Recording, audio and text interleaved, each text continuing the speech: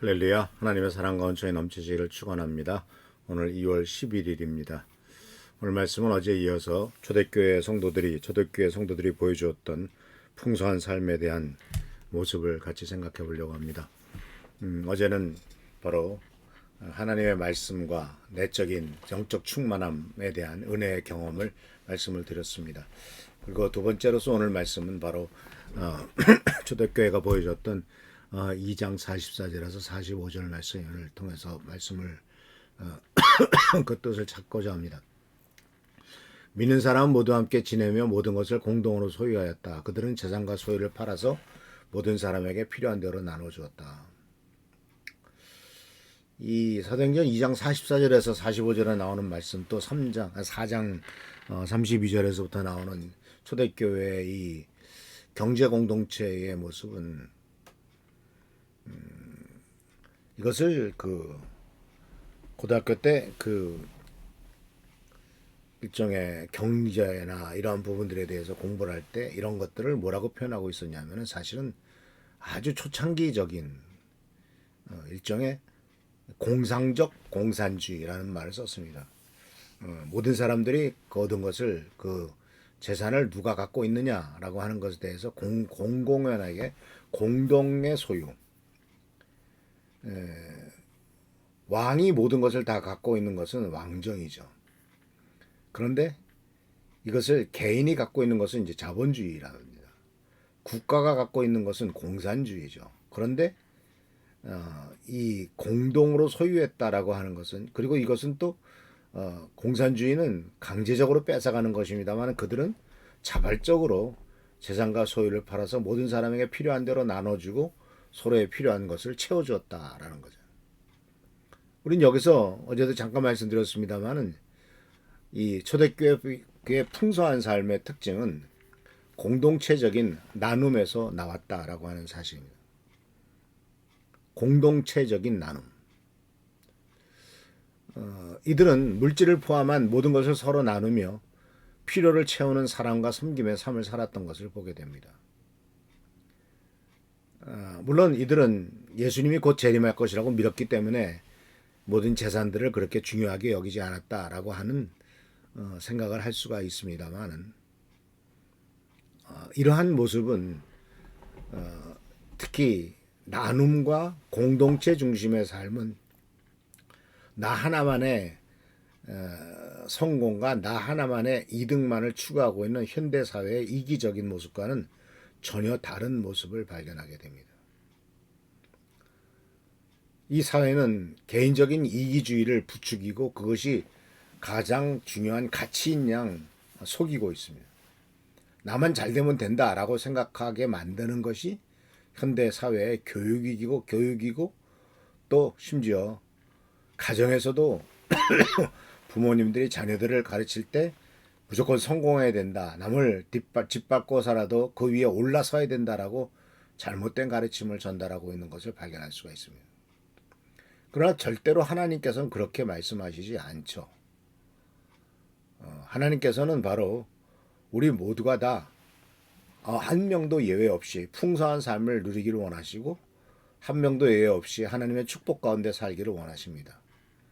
그런데 그것은 하나님께서 아브라함에게 주신 하신 말씀, 아브라함의 축복이라고 하는 것을 통해서 우리들에게 그 모습을 가르쳐주고 있는데요. 그 아브라함의 축복이라고 하는 것은 맨 마지막 부분에 나오는 것, 너는 모든 복의 근원이 될지라 라고 하는 것입니다. 다시 말하자면 우리는 나를 통해서 많은 사람들에게 하나님의 축복이 흘러가는 축복의 통로가 되라 하는 겁니다.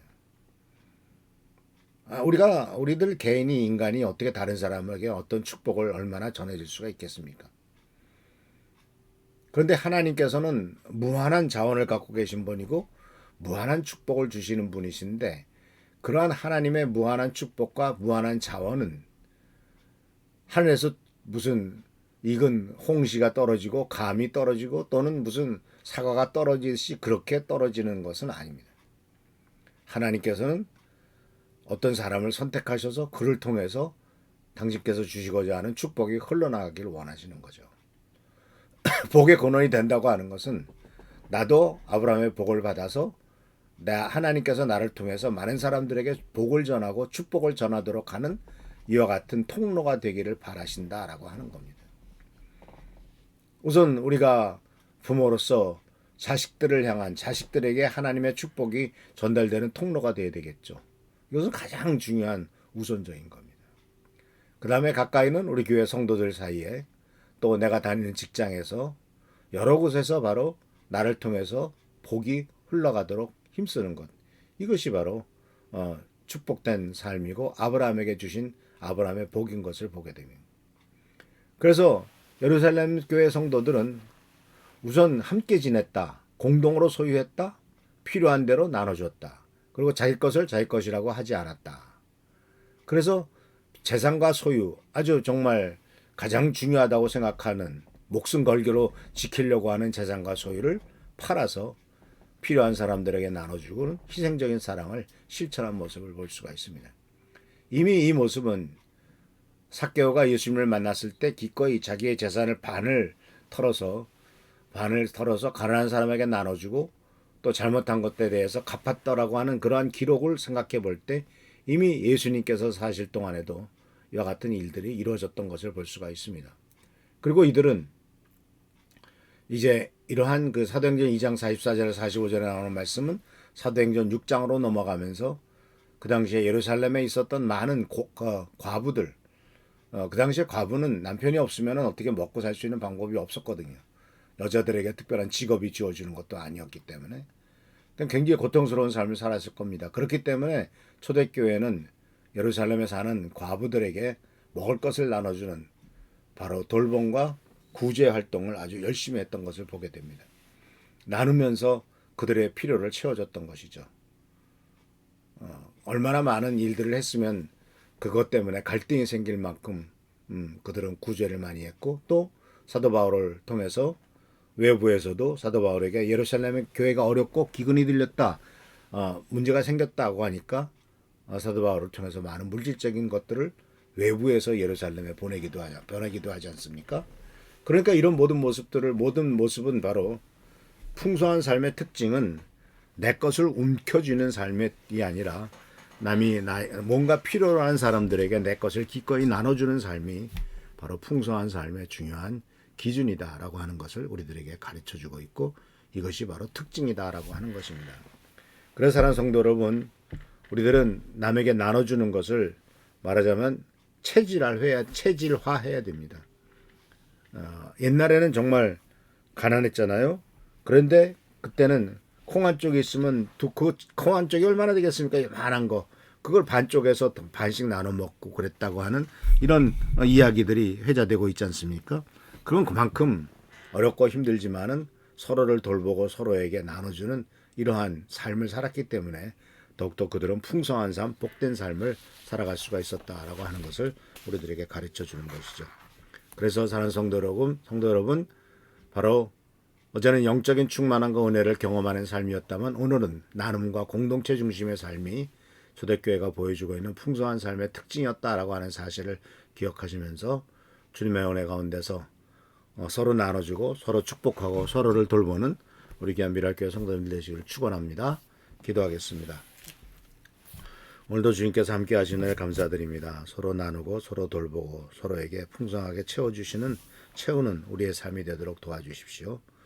우리들은 참 부족하고 연약합니다. 그렇지만 그 가운데서도 서로 돌보고 나누는 것을 주께서 귀중하게 여기시고 또한 가치 있게 여기시오니 이와 같은 하나님의 놀라운 역사와 은총을 우리가 잊지 않도록 하시고 오직 주님만을 바라보고 나가는 우리의 삶이 되도록 인도하여 주옵소서. 오늘도 함께 하시고 채워주시기를 바라옵고 예수 그리스도의 이름으로 축복하며 간절히 기도하옵나이다. 아멘. 오늘도 주님의 은혜 가운데 승리하는 여러분 되시길 축원합니다. 할렐루야, 축복합니다.